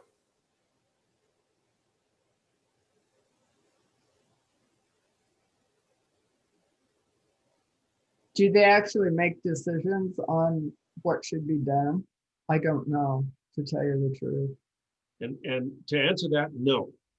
Okay, so the job of the bioethicist isn't to make a decision. So now what's their job? It's to walk you through the process of Okay. Most people that we know function off their intuition. And most physicians are normal people that use intuition as a way of making good decisions. They assume that their intuition is right. And so one of the tasks of the bioethicist is to move them off of their intuition. First of all, to recognize it. Certainly Dr. A intuition is to do something, to be beneficent, to provide good care to Dr. A's patient.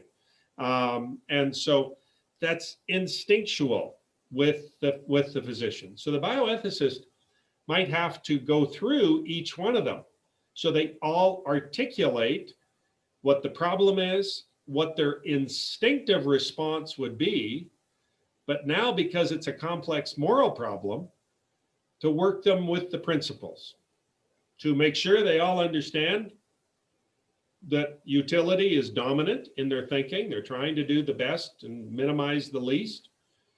Having to make sure that they remember justice because their treatment of an Asian American might be quite poor because of their bias, and to remind Dr. B and everybody else how their biases might be influencing their perceptions of justice for our Asian American patient. So the role of the bioethicist in the room is just to make sure the doctor makes a good decision. And the doctor allows that to happen and allows the community to do that. And why have our hospitals moved to that scenario instead of just the doctor punching it through?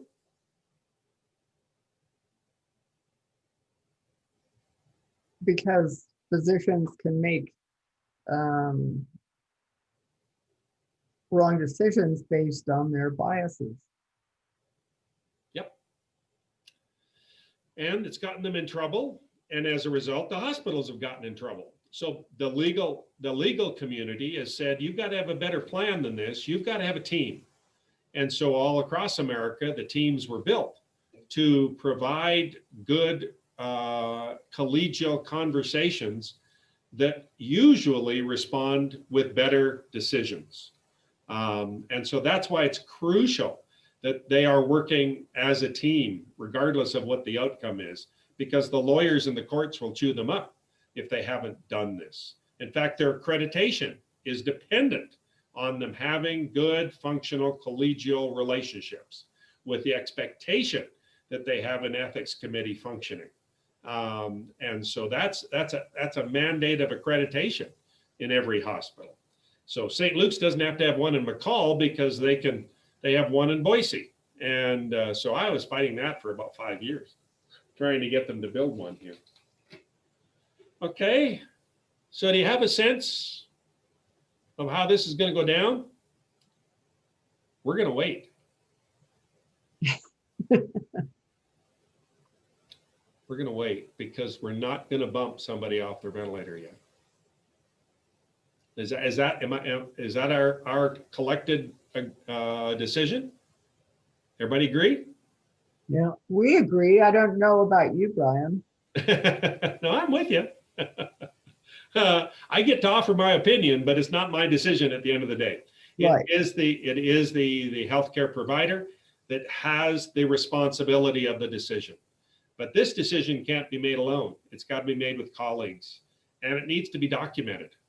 So I would certainly be writing, and the bioethicist often is the scribe of this, of the conversation, and it should arrive in the notes of in the chart of all of these patients. If there's any change here as a result of what happened, that should be charted. Okay, is that making sense, or is there some questions that have come up? No, that makes sense. And so it's interesting that we formed this little group and this little committee, but it wasn't always this way. Who solved problems in America? And it's been interesting how that changed. When you look at the problem solvers of American society, it's changed. Well, what happened? Historically, the clergy was involved. The spiritual guides were the leading professionals with their emphasis on the human condition. And so if you go back to pre-1950, and you were to have the same problem we're talking about, there's a really good chance we'd have phoned the chaplain and made sure the chaplain was in the room, especially if we didn't have anybody called a bioethicist, because there wasn't such a thing. So we would often have called the clergy person in the hospital. But notice we didn't even think of that. We were wondering if the professional was available. And so for humanity's role, and you can go back to the ancient shaman of ancient society, those are the people that we called on when we were in a crisis. Those were the people we looked to. When it came to the late 18th century, the lawyers began to overtake the clergy with the emphasis on human rights. And we'll see the lawyer, and Calvin was a lawyer who our good Presbyterians would know, is their wonderful theological forefather of all good Presbyterians.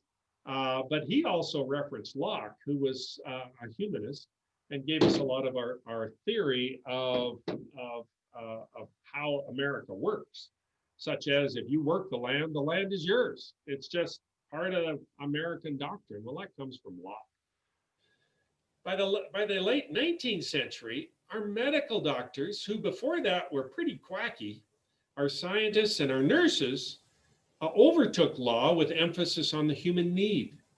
And we began to sense that reference, particularly from Darwin and Mendel, as the value and the role of the physician began to overcome. And as we've used that sort of 1950s as that real pivot point in a lot of things. But before the 1950s, boy, what the doctor said was crucial. What's been happening in our latter part of our lives is an interesting adjustment. The computer scientists, and I think it would be wise to say in the insurance industry, and the insurance adjudicators and our social networks, these are all becoming dominant on the emphasis of the human interconnection. And we're seeing, boy, the role of the social networks in the last couple of weeks, incredibly powerful in whose voice gets heard and whose voice gets turned off. Oh my word, has that been ever. So now as we're in the 21st century, who will protect the human condition in complex settings?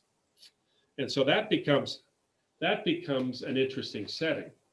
And how do we answer that question? Our world, our moral perceptions are so complex, and it partially comes from all of the variety of people that have arrived in America. We're a melting pot, but we really aren't. We all come with our own lenses on how we see the world. And because of the extraordinary complexity of how all the different people are interreacting, we've just sort of stepped back from imposing our own spirituality. But we all look at life through different prisms. Some of it look at through an Episcopal prism and say, my Episcopal heritage or my Presbyterian heritage is crucial at the way I live life. I am going to live one life and then I'm going to heaven. And we've already talked about that today. But if I put a pair of Hindu glasses on you, all of a sudden you say, well, maybe I've got 1,000 lifetimes. Maybe that's the lens I should live through. So our spirituality is a crucial lens at how we look at life. Our society, boy, how do we die? We go to when we die, we go to a funeral home and they have a service for us in a funeral home. Well, that's not how it happens in India. You go to the riverbank and you put them on a pyre and you light it, it floats out into a river. Well, that's a different way of looking at life. Or for some of us, we want to look at the BSU Broncos as our definition of how we're going to see life, and everything's rah, rah, ree. And so we have to recognize that the glasses we are wearing is how we think of salvation or justice or competition. If our business is dominant, then we look at everything through our business and how our business will function. And that's a completely different way of looking at life than a person who's in a seminary. And so science has been in this battle for the last 4 years about how we look at life. Do we use science as our way of seeing life? And half the country said, stuff science. And so for science, we see that assumption of infinite progress and longer life. We see new prisms, new traditions, pathways are needed. New knowledge is paramount. But when we look at our Presbyterian or our Episcopal or our Protestant heritage, our spirituality makes us look at past revelations in our sacred texts. It looks like it's hoping for contentment, for a meaningful life, and it gives us a future that just makes sense to us. And we give a name to it, and we call it heaven. And so spirituality becomes the way we want to see life. And for most of the last 500 years, science and spirituality have been in this collision point, such that most of our scientists are very low spirituality. And most of our spiritual folks are pretty low on the scientific perceptions. And thankfully, some of them try and find their way through the middle of that. And I'm very thankful for our Episcopal tradition that has tried to find its way where both are meaningful. But that's tough in American society. And so those have been the ways that we've wanted to look at it. We've got a worse problem now, and that's the chaos of information.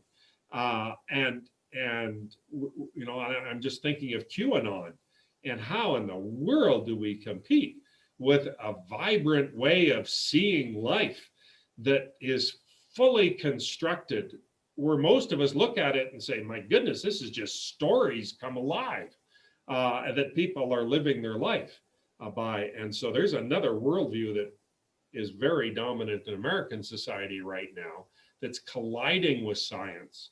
Boy, is that ever a challenge.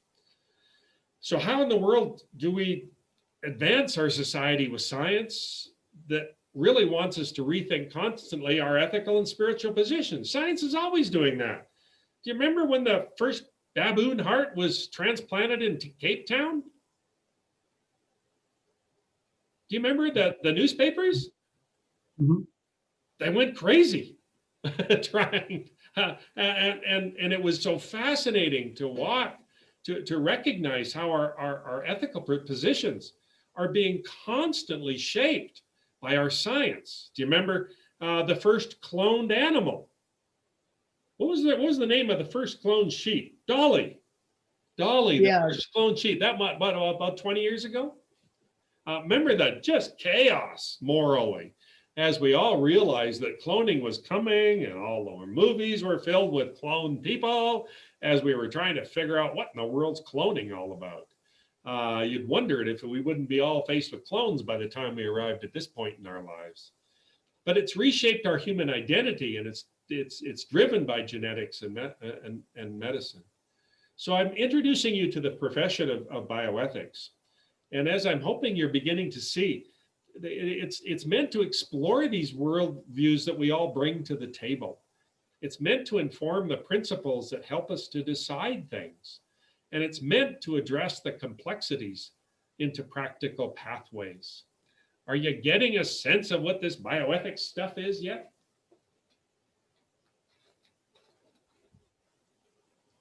I think so. Oh, I hope so. Because that's this newest profession, is the bioethicist. They have now arrived, and from the 1950s on, they've been working in our hospitals and trying to be valuable. And that's this really what I call the newest profession of the 21st century is bioethics. And they're very rare. I'm the only one at a PhD level in the state of Idaho.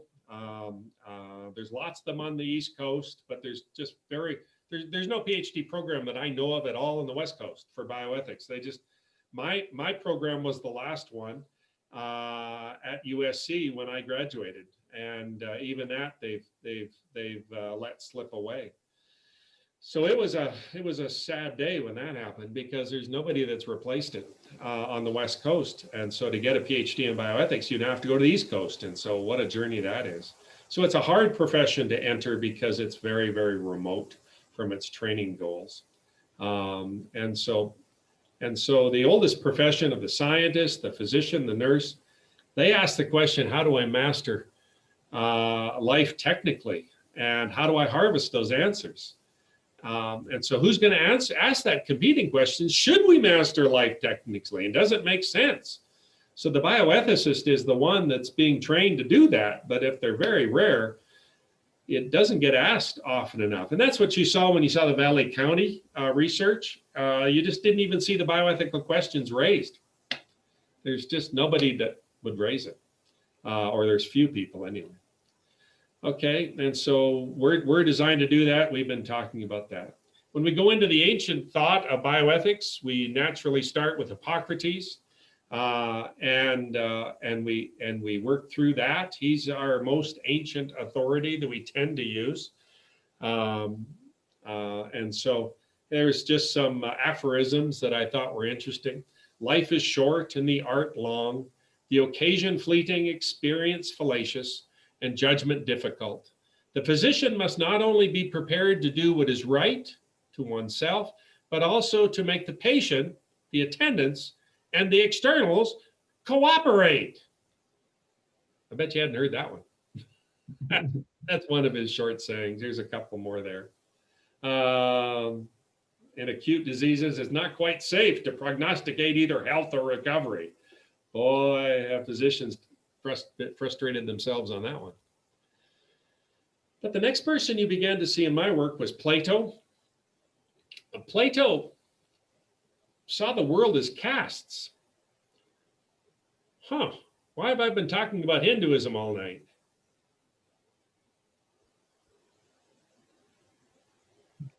What's the connection?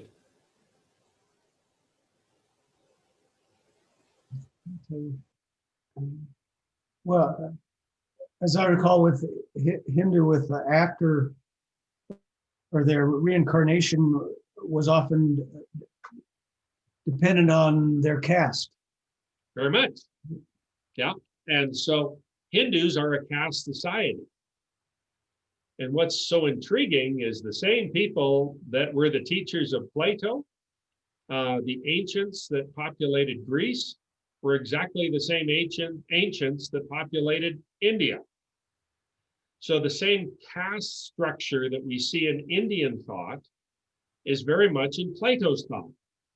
And Plato really built his ideas on 4 principles. We find those in the book called The Republic.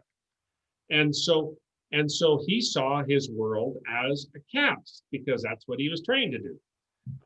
But each caste has a moral imperative. And so all of them look at the human body as representative of society. The body is in larger form the society. So the society is a body too. And every body has a head. And that head are the rulers. And the rulers require wisdom. And through reason, they achieve their wisdom. And every society has an arm. And the arm represents the soldiers, the military, the policemen. And all military require courage. And they get their courage through the spirit, that part of the soul that engages us and gives us lots of energy, the working part of the soul. And every society has a belly, and those are the merchants. And merchants require temperance. Don't eat too much. Don't eat your own product. Otherwise, your store doesn't make any money. So you have to be temperate in the way you use your goods. And that is from developing a healthy appetite. And that's the other part that you do. But all people, especially the workers, require justice. So those who form. And so these 4 principles or 4 virtues are wisdom, courage, temperance, and justice. And so Plato built his whole moral ethic on that feature. And Christianity just absorbed Plato to this day. Calvin is a clear principlist in the way that they built and saying we need to tell people about these virtues. And if we tell them, they will live them. They have to be wise, they have to be courageous, they have to be temperate, and they have to be just. That creates a good society. And the religions, including Christianity, absorb Plato into their thinking. We call Plato an idealist.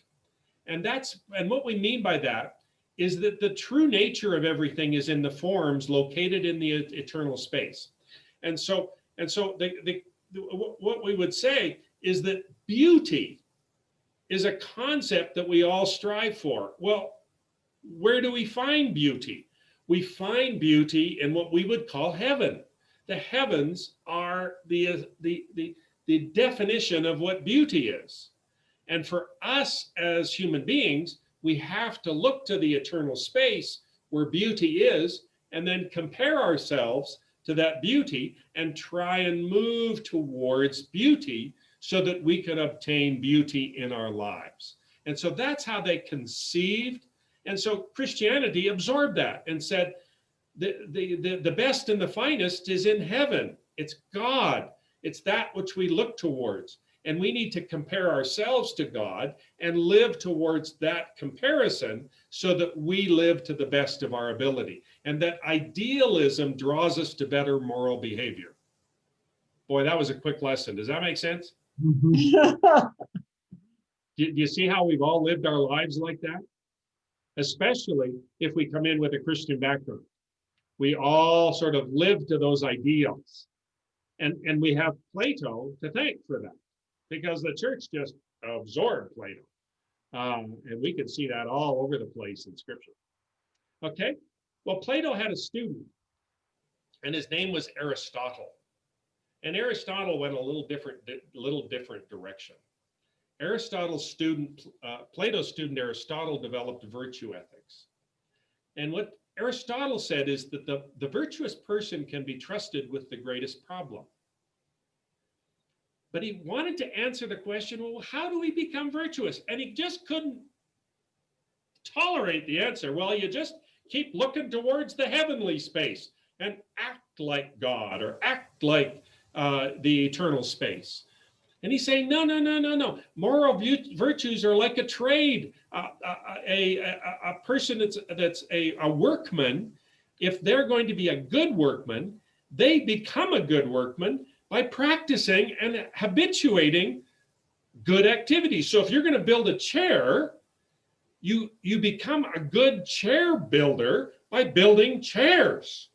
And you keep building chairs until you build good chairs. It's just how you build good behavior. First of all, as a student, you build a crappy chair. And then when you're a master cabinet maker, you build a wonderful chair. Well, what happened? You just kept building chairs. And so he began to see that there's a pathway you can build so that people arrive at a good result. And he wanted to document that. And so what he would say is that right conduct is incompatible with excess or deficiencies. If your chair isn't balanced and it's rocking, you've got a bad chair. Well, figure out how to make it not rock, and you're building towards a better chair. But he also noticed the harder course is always the concern of art and virtue. We have to look to the harder path. And so what I'd like to quickly in the last few minutes is ask the question, how does a soldier or how does a nurse arrive at excellence? Plato said, well, just there's a great nurse in the heavens. Just follow the mastery and the excellence of the nurses in the heavenly space. And Aristotle said, no, no, no, no, no, no. There's a better way to make a nurse. There's a better way to do it. And what he recognized is that if you take two ideas, let's start with the soldier because it's easier. When a soldier is in training, when they come out of training and they're in their first battle, they probably act a little rashly. They run into the battle and they fight the battle because they're trained to do that and they're acting out their training. But they notice that they might be acting a little rashly. They could have gotten killed. The bullets were whizzing around them and the battlefield was something they didn't know. They just knew they had a goal and they were going at it. They tend to initially act rashly. The second time they go into battle, they remember, last time, too crazy, acted rashly. But the second time, they probably tend to hide. They probably tend to find a safe place. They probably tend to act to protect themselves, which we call cowardice. And they begin to try and understand, how do I protect myself? Because boy, last time I was protecting all my buddies, but I was putting myself in a crazy place. And they become very worried about themselves. And we call that cowardice. But really, it only means taking care of yourself. And in the third battle, they move back into it. They now realize that didn't feel very good acting like a coward. I think I'm going to act a little closer. And the fourth battle, they remembered their cowardice. But the fifth battle, they began to begin worried about their buddy. In the sixth battle, they were worrying about their buddies. In the seventh battle, they were worrying about their buddies. And a soldier arrives at excellence by leaning into the more painful of their choices. Okay? A nurse arrives in excellence by exhibiting courage in important and dangerous situations, by leaning into the pain that might be derived, and they're doing their duty because they are known to be in a community that cares for each other. Do you see how Aristotle actually arrived at a training ground for creating excellence? He got us there. Do you agree? So the training isn't just that first training you had. Paul and Chris, you became excellent healthcare workers because you can now look back at all of your experiences and recognize you arrived in excellence because of all the history of doing healthcare, of making mistakes, both rashly running into healthcare problems, not protecting yourselves, or running away from healthcare problems that you should have engaged. And you slowly, over the course of your career, became excellent because you leaned into the more painful of all of your experience. And in the last part of your career, you were always operating excellently as a profession in your field. Right? Makes sense. So the key is let people make mistakes. Right? Because if we think we can keep them away from their mistakes, all we're doing is reducing the amount of time it takes to get to excellence.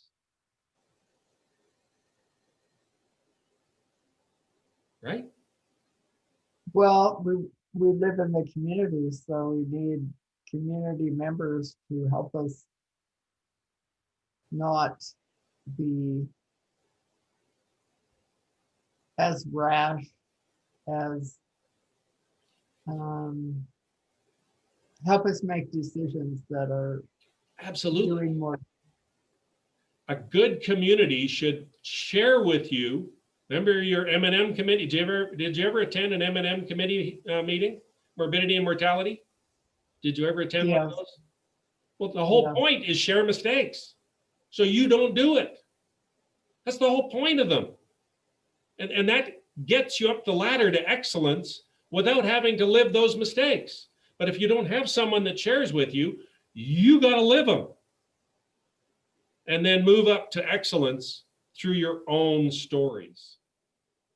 And so that's the great challenge of the journey towards excellence, is they necessitate this equilibrium that you go back and forward until you get to excellence, and you're going back and forth like this, but you're leaning into the pain. Aristotle teaches us how to make good people. It's a magical formula. But is this the first time you've ever heard it? Yes. Isn't that sad? Yeah. He taught this in 2500 BC. But nobody ever taught you. Do you see the amount of work I've got to do? Yeah, take it on, Brian. You know, and in the hundreds of nurses that I've been trained with, they all look at me like this and go, why have I never heard this before? They all look, well, because we all want to teaching Plato is much easier than teaching Aristotle. So we just plaster the walls with do good, do good, do good, don't do harm, do good, don't. Ugh. There, folks, is the key. Yeah. Comment. I think you were trying to say something. Well, in generality, we have heard of it. You know what I mean? But not the concept. Yeah, little pieces. Yeah. Yeah. Or it hasn't been an anchor place that you could actually go back and study, you know, to say, hey, go study Aristotle. Who does that? That's how to lose people, not gain people. Yeah. And so we're out of time here today. And so my task for you, let me get that up.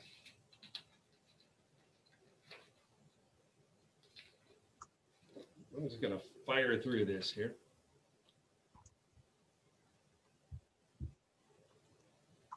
I always have too much stuff. For next week, I'd like for you to research Good Samaritan laws in Idaho. Research Good Samaritan laws in Idaho. Do you have a sense of the concept I'm trying to ask you to jump into? Yes. Okay, so if you come upon a car accident tonight or tomorrow, and you're thinking about helping, you are now entering into the field of the Good Samaritan laws. Every state, virtually every country, has Good Samaritan laws. I'd like for you to compare it to France. In particular, try and look up the story of Princess Diana when she was in a car accident. Photographers came up and took pictures of her. They went to court. They were charged with breaking the Good Samaritan laws of France. So Princess Diana tends to be a pretty known commodity for many of us. Why were those reporters charged with a crime for taking pictures? So those are the Good Samaritan laws of France that I'm referring to. So if you get some time, I'd like for you to know what the Good Samaritan laws in Idaho are. If you get a little more time, try and figure out what the Good Samaritan laws in France are, because they're different. And what we'll be doing is next week talking about, we're going to think about doing good, doing no harm, and we'll be coming back to our concept on justice. Okay? Okay. So that's your homework for this week, if time allows. Okay. Okay, thank you. All righty. Great conversation tonight. I appreciate it. Thank you. All righty. Have a good week. Okay. Bye-bye now. Bye-bye. Bye.